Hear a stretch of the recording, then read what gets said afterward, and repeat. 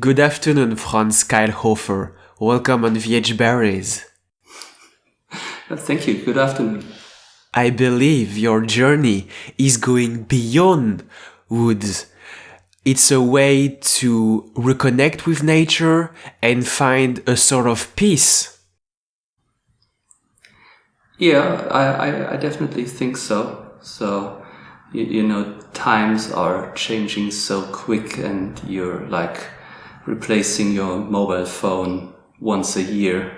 But I can make things that can last for generations. So this is something that really calms you down. And yeah, in this hectic and stressful times that we're living in, it's really like an anchor for you to ground. So you are doing things that is called wood turning. It's like pottery, except you have no room for mistakes. Yeah, I always say it's exactly like pottery, just the other way around. So a potter builds something up from a lump of clay, and I have a piece of wood, and I take things away until there is only left what I want to be left. And as you said, if I do thicker pieces, then I always can do one more cut, but if it's already thin, then there is one chance to make it right. Yes, this is very interesting because this is going in only one sense. Wood is a hard material and you are taking away some materials from it. Yeah, exactly. But actually, if you have the right technique and the tools are sharp, then sometimes it feels like cutting butter. But except all the dust and the noise, of course. Franz Keilhofer, can you tell us a little bit more about your journey? So I started with an apprenticeship as a high precision engineer in plastic injection molding. So something in one hand similar and in the other hand different. Then I started to study science of engineering, and then at some point I just didn't feel well anymore. So I felt like very unhealthy and was really tired all day long. And after some time, I found out that I had mental issues. And during the time it took me to recover, I started wood turning as a hobby, and I couldn't walk upstairs without being completely exhausted, but somehow I could be on the lathe the whole day without feeling exhausted at all. So I thought like, okay, maybe this is it. And since then, I never looked back, and basically 2 years after the first try on the lathe, I became self-employed as a woodturner. And before recovering, were you in another location? Because right now, you are located at the top bottom of Germany, at a 20-minute drive from Austria. Yeah, I've always lived here. Also, my family and several generations before. So the first recordings of our house, I think, are from the 15th or 16th century, and I don't know how long my family actually lives here, but it's way back several generations. So this is kind of the same forest, the same environment that it was when you were younger. Yeah, and it's the same forest than my grandmother took the trees from to build our house, or when they rebuilt some parts of the house, they used also the trees. So it's not only the material I'm working with right now, it's also the material our house has been built from and everything around on the farm. And Franz Keilhofer, there is an environmental part that is very important for you, because you always make sure, for example, to cut the tree that only are 5 kilometers around you.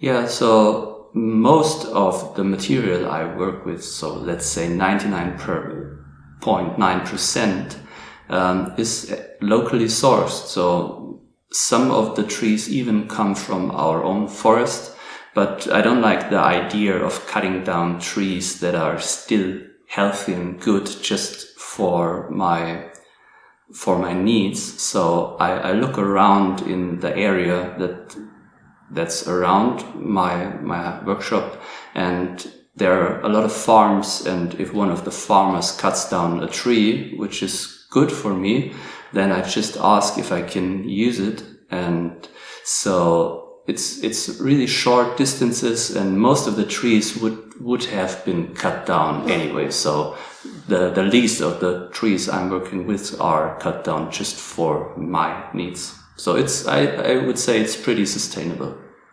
Sure, and when I took a deeper look on wood, I have something that I didn't understood. This is the thing that sometimes you are using wood that is dry, and sometimes, there is rain in the forest, so there is a difference.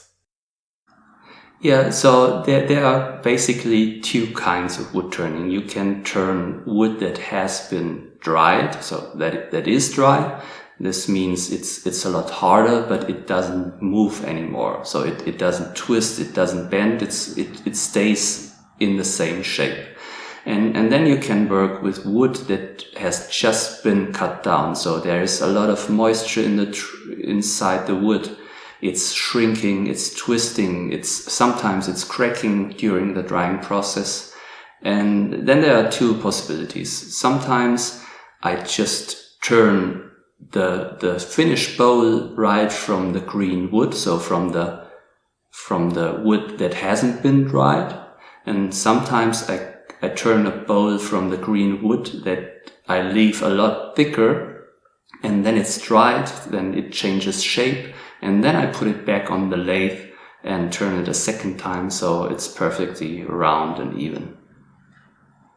That's ironic, friends, because I saw on your videos that you are using very simple tools in the process of making wooden bowls. For example, pencils. That's ironic because it's made of wood also.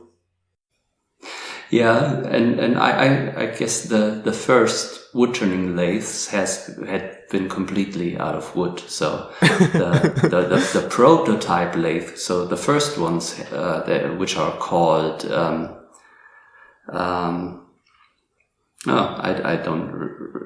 pole lathes, that they have almost completely been made out of wood, and there are still people that are working on those kind of machines nowadays. But if you look at the number of bowls I'm turning, I prefer to have a motor rather than doing all with my body.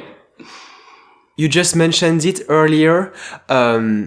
Before working with wood, you were more into metals, and metals have a characteristic that wood doesn't have, because we can melt it to create new stuff with it. Yeah, but I wouldn't say that this is the biggest difference. The biggest difference is, I think, that wood is so much easier to form and shape. So the machineries are actually in a lot of aspects the same, but while metal is a very cold and not a living material, wood really is. So wood is warm. It's very easy to form. You don't need this many and this expensive machinery. So it's just, yeah, you can give it whatever shape you want. And of course you can recycle metal, but at least if I mess up a bowl, I can still cut it into pieces and make my workshop warm in the winter. because my oven is also always hungry. We definitely have to try to combine the two materials. Yeah, but I'm still using metal, but now it's for my tools. So I'm still working with metals, but now it's just the tools and of course all the machinery I use. So it's still a lot of metal involved, but just from the tools side.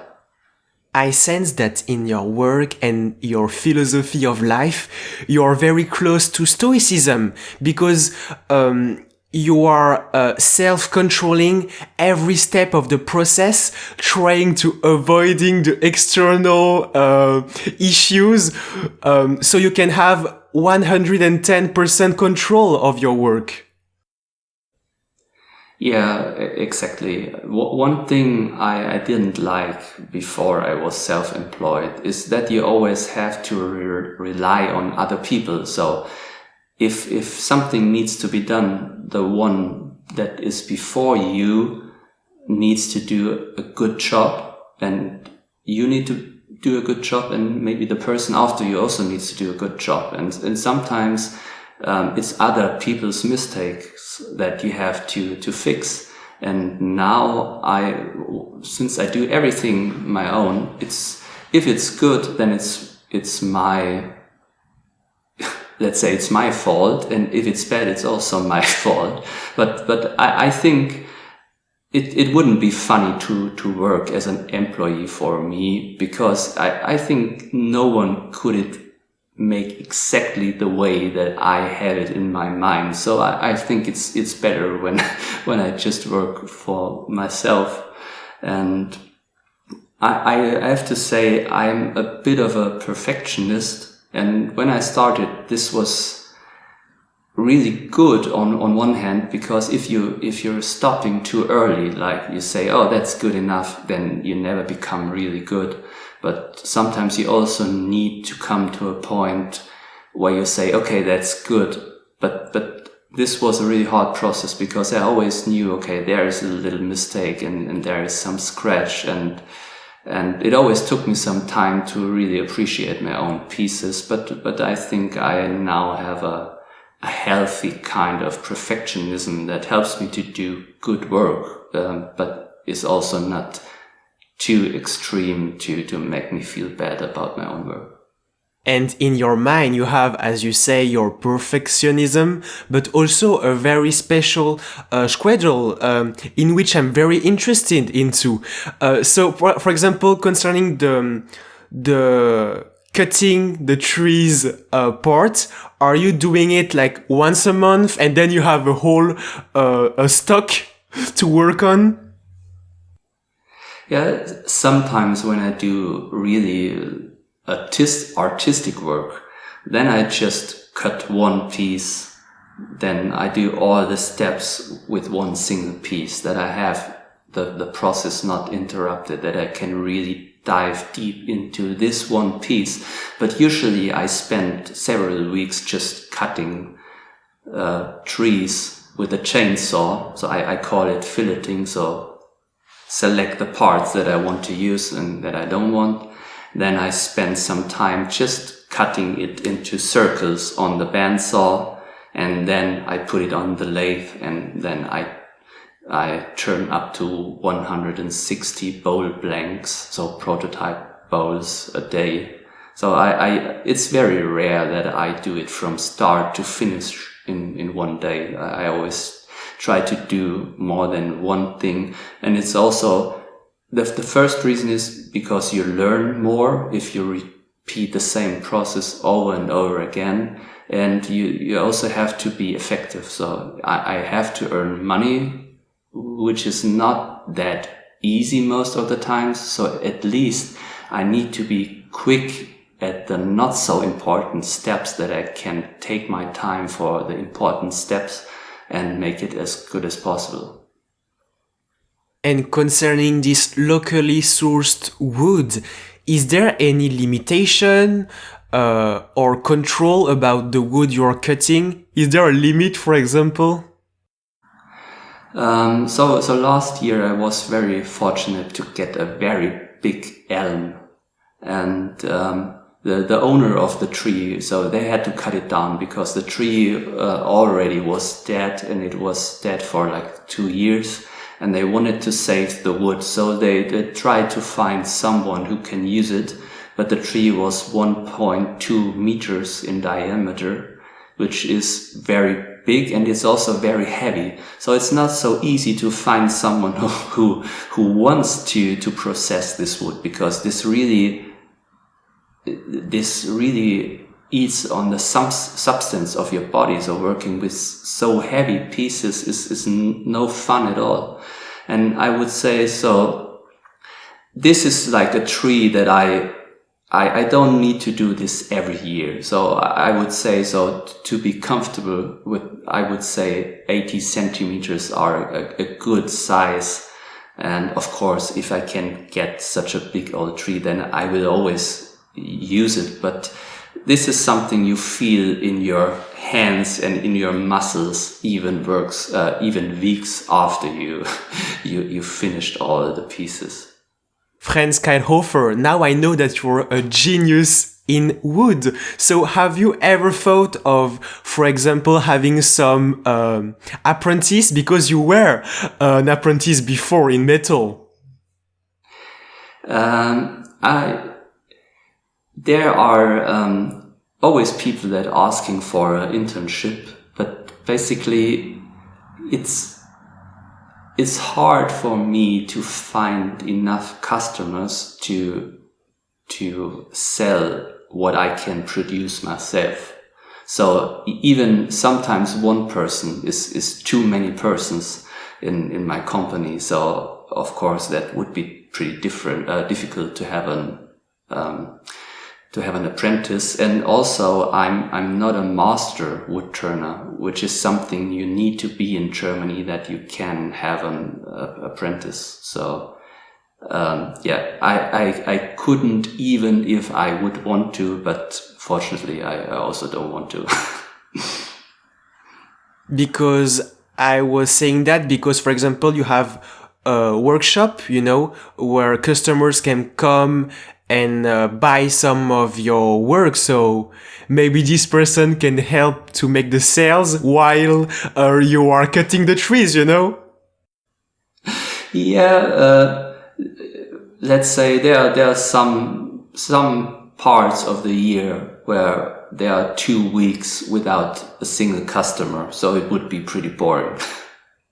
So it's really something that I can do on my own. And I was giving wood turning classes at some point of my wood turning career, but at some point I found out that I want to do the wood turning myself and not to teach other people how to do it. It's not that I don't like to explain, and when I work at craft events, then I'm happy to help people that have questions, but I just don't want to do classes anymore. And especially since I'm also self-employed as a math tutor, I have 20 hours of teaching every week, and so I don't need to do the teaching in the wood turning. I was just going to mention it. Maybe that you are not teaching about wood turning, but you are definitely teaching about math. Yeah. So I think it's the same in every country. I think being not good at math is like a universal thing. So having students that need help with math is much easier than to find people that want to buy my wood turning craft. And so to be independent as a woodworker, to be independent as a craftsman, and to be able to really do what I want and what I like, I of course need some other things that earn me money that is guaranteed. So I'm teaching 20 hours every week maths, and I mostly prepare children for their final exams. And it's not always easy money, but it's guaranteed money. And this takes a lot of pressure off. And yeah, so I also like moths, but you know, working with adolescent children or children that just coming of age, it's not always a funny thing. It's can be pretty stressful at sometimes. That's very accurate because you are very good in math, and math are required when you want to make a perfect sphere, which is the most simple thing in appearance, but also the hardest in reality. Yeah, and I have a sphere with me, so I can show it to the camera. So this is from you, and I also want to describe it. So you is it's almost a chocolate-ish kind of wood. It smells really good. It's unfortunately it's poisonous, but you usually don't put a sphere in your mouth, so it's not too bad. It's not that big of a problem. And yeah, it's so for someone who sees a wooden sphere, it's like magic. So how can you do this? How is it attached to the lathe? And turning a wooden sphere needs a lot of accuracy, but it's actually not that difficult. So a lot of things in wood turning seem like sorcery to someone who is not a wood turner. But a wooden sphere is not the most difficult thing to turn, actually. But it looks. Yeah, as I said, it looks a bit like sorcery to someone who is not a wood turner. A person that is very important to your eyes is your wife, Nadine Keilhofer. She is a photographer, a full-time photographer, and she also works with you sometimes. Yeah, we are both, so I don't like the word influencer, so we see ourselves more as content creators, and it goes perfectly hand in hand because we very often work with magazines, for example, that want to do an article about traditional crafts, and so they don't need to send a photographer because I have a photographer at home and she's always available for me. And so she has the one who is in front of the camera as her husband, and I have her as a photographer and also as my wife. So we can do a lot of things together. And when I need photography of me working, then I can just go a few meters upstairs and ask her if she has time. And I also can help her as a model, because sometimes she needs someone in front of the camera without the context of craftsmanship. And I'm also able to take a decent photo, so sometimes I also can help her when she has a photography job that needs more than one person. I have to admit that we can recognize both of you very easily because you both have a lot of tattoos on your arms. Yeah. So before we met, we both have been already tattooed. But of course, we are now together for over 8 years. So a lot of the tattoos came after we got to know each other. But this was not. I didn't specifically look for a tattooed girl. So this was just by accident that we were both tattooed. A tattoo is like a customization of the body, and you can also customize the wooden balls. For example, if you add some patterns, some designs on it. Yeah. Yeah, and I really like to. So wood itself has already a texture. So you can not only enjoy it with your eyes, you can also touch it and feel it. And again, I have one of my pieces here, a textured bowl from oak, and I describe it for those who don't have the video. So it's on the inside, it's very smooth, and on the outside it has this texture. And when you take it with your hands, you can really you can not only explore it with your eyes and discovering knots and imperfections. You can also touch it and really explore it with all of your senses. And some of the pieces also have a smell that is very unique to the wood that you're working with. And I not only enjoy to work with textures, and I also enjoy working with other things like special colors. And I can talk about a bit more about that if this is maybe interesting. Yeah, so those who follow me on Instagram maybe have noticed that I'm a bit of a Japan enthusiast. 2 years ago, I have been to Japan first, and what really fascinated me about Japan is that the level of dedication to traditional craftsmanship is really on a different level, and people are so dedicated to do the very best of work that they are able to do. And then I found out about natural indigo dyeing and a process called shibori. And this was totally fascinating because people were able to create beautiful patterns with just fabric and indigo.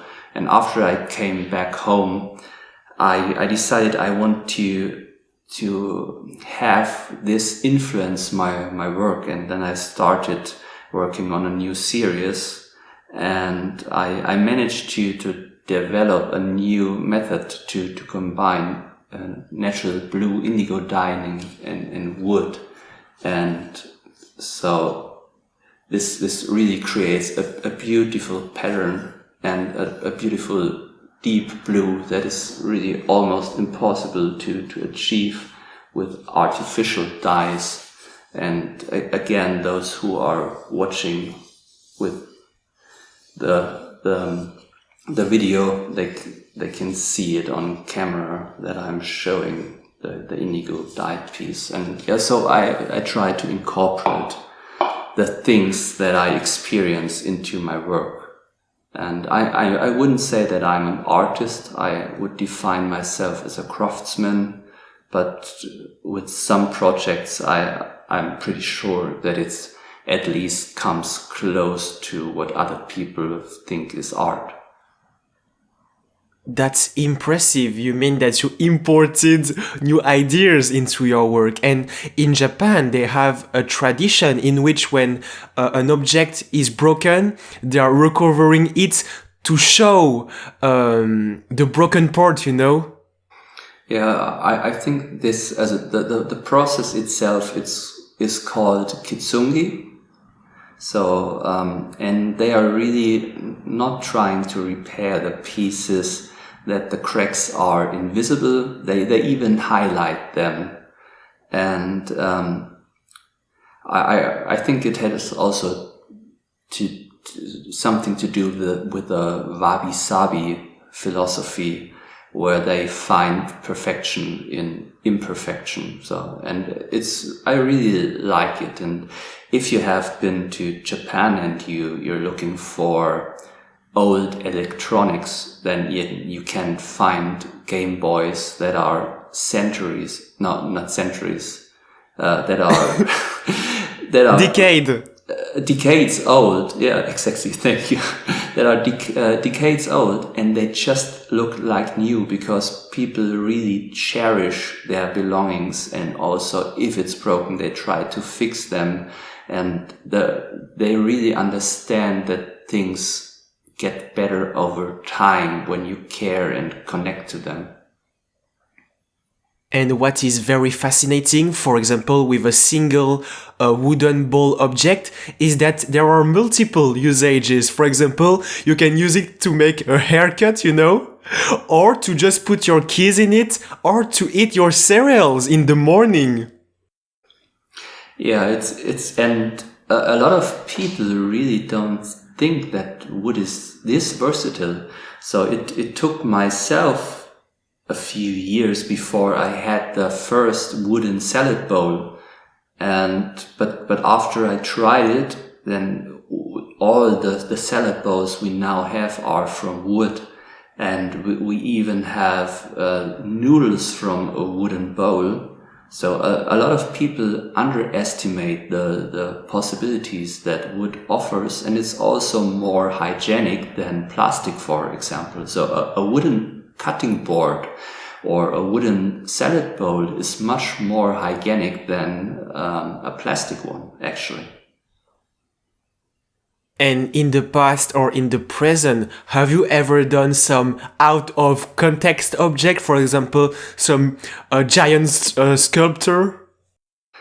I'm always thinking of that, but I don't want to force it. So I think when you're experienced as a craftsman, you can see the difference between something developing naturally or someone who's trying to force it. So there are a lot of people who are trying to force making art, but this is something that really doesn't work, and you also can feel it in the finished object. But I sometimes do just so the sphere that I just described is about 10 centimeters, but I have also a wooden sphere that is 80 centimeters and that can only be moved around with a crane. And I think this is pretty close to a sculpture. But I really have no talent in sculpting. So all the shapes that I'm doing are kind of mathematical.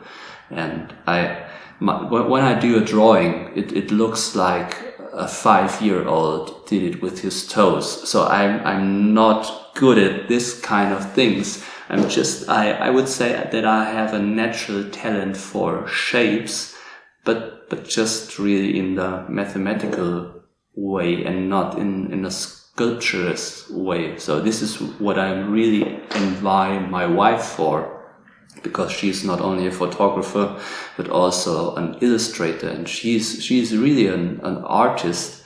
And yeah, as I said, I can do wood turning, and I think I'm pretty good at wood turning, but everything else aside from that, I'm just really poor. If I understood correctly, yes, the giant sculpture is coming, but in 20 years. Yeah, maybe, when it comes naturally. So, I don't want to force it.